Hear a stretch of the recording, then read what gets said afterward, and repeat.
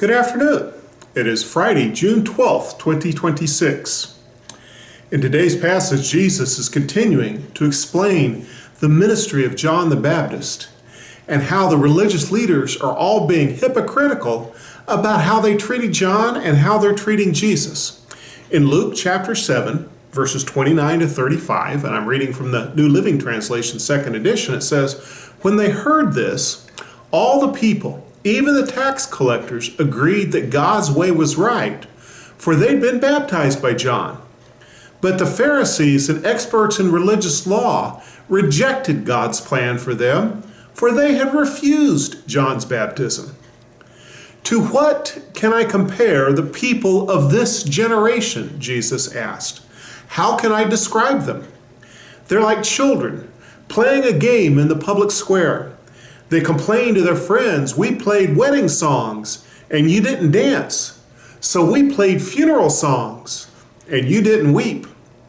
For John the Baptist didn't spend his time eating bread or drinking wine, and you say he's possessed by a demon. The Son of Man, on the other hand, feasts and drinks, and you say he's a glutton and a drunkard and a friend of tax collectors and other sinners.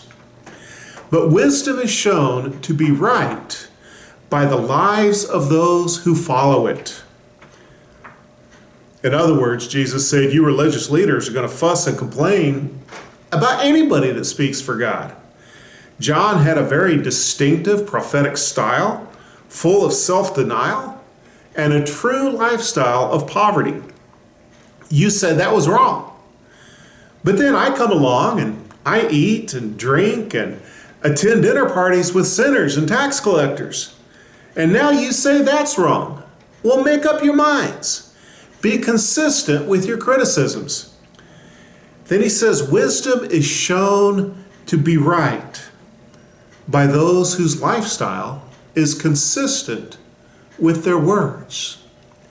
How important it is that we live a life that is consistent with the message we preach.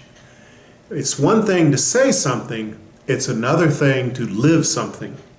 May you and I this week live a life that is consistent with the gospel message that we preach. God bless you.